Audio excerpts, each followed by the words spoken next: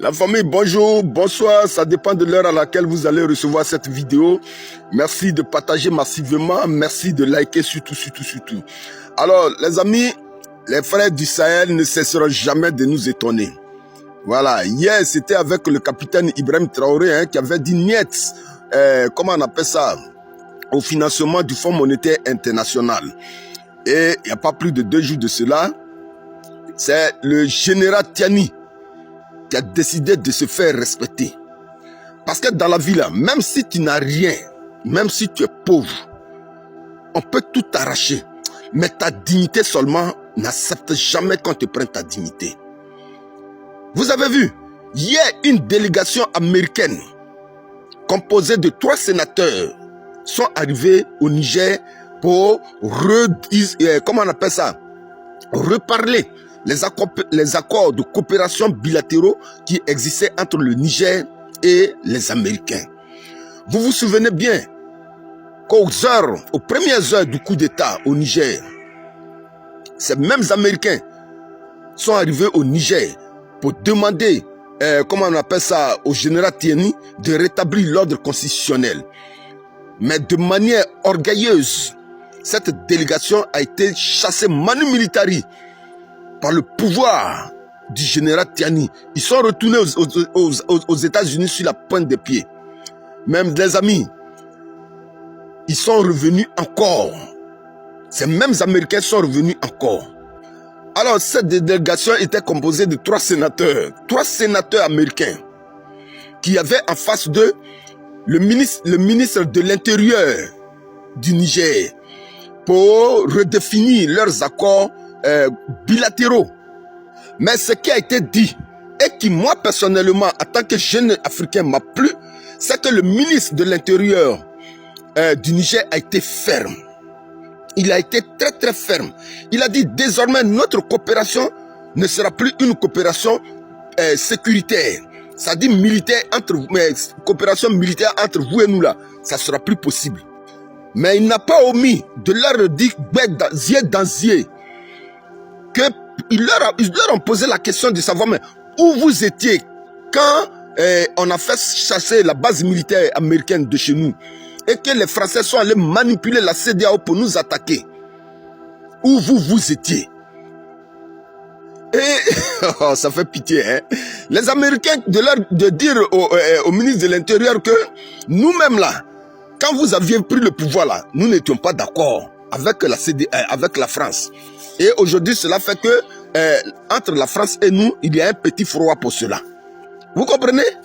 Hey, général Tiani toujours fort. Vive l'AES. La patrie ou la mort, nous vaincrons. Les Américains sont en train de se dédier au Niger. Là où les Français ont acculé la CEDEAO pour venir attaquer le Niger. Ils disent que nous, on n'était pas dedans. Les Américains disent qu'ils n'étaient pas dedans.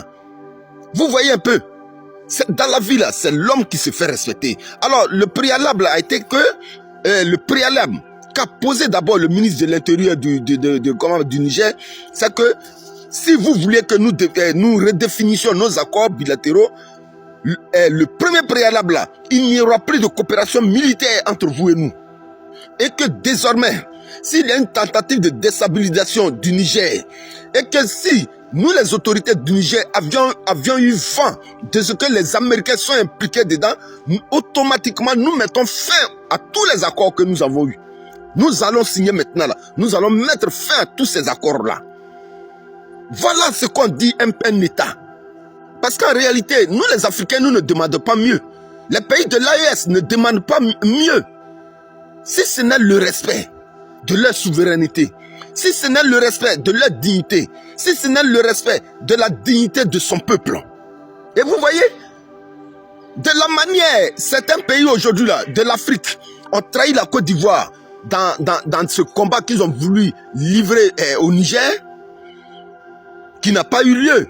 Parce qu'il y a eu la confédération, même l'AES s'est vite regroupé et ce combat, cette tentative de déstabilisation ou bien d'attaque n'a pas eu lieu finalement.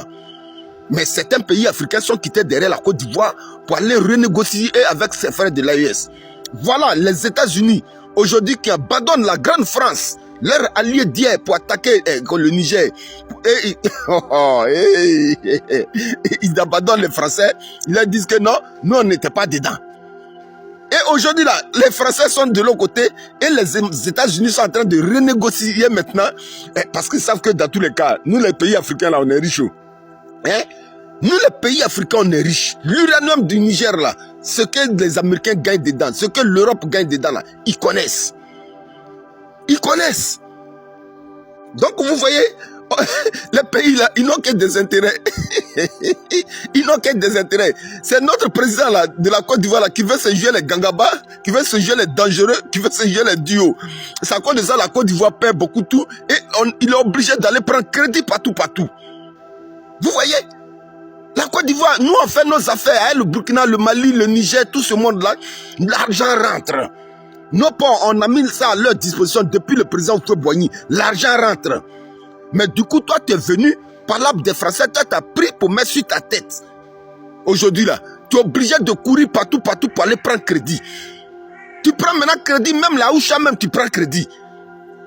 Les Oubi, tu prends crédit. Lui, la soirée ici, net là, même Chine, comment on appelle ça, ils sont allés pour le forum là, même là.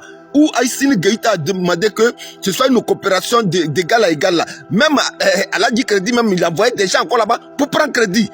Mais dans quel... Où lui là même il envoie la Côte d'Ivoire même? Hein? On ne sait même pas. Même les Ivoiriens même de la diaspora. On a vu avec le docteur Kofi qui envoyait ses 40 milliards pour un investissement en Côte d'Ivoire. Le docteur Kofi, que je soutiens, que je salue.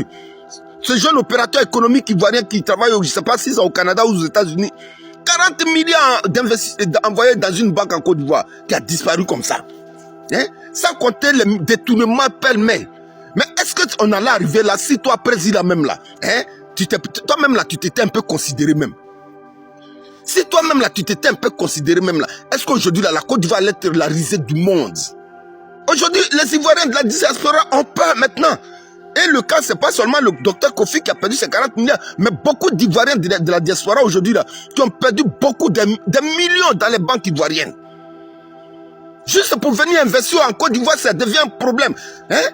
C'est pourquoi nous demandons aux Ivoiriens qui sont là-bas, 2025 qui arrive là, vous qui avez vos argents dans les banques en Côte d'Ivoire là, commencez à sécuriser votre argent. Avant là, nos parents là, ils prennent marmite et puis mettent son argent dedans, ils creusent, ils mettent dans la terre. Ça sera encore plus en sécurité. Mais à l'heure de 2025 là, votre argent dans les banques là, ah les amis, faites très très attention. Hein? On ne peut pas vivre un pays comme ça. Vous voyez? Donc aujourd'hui là, la Côte d'Ivoire est tellement endettée. Mais le problème même là, c'est pas de ça que je veux parler. Simplement, je veux dire que dans la vie, il n'y a qu'une seule chose. La jeunesse.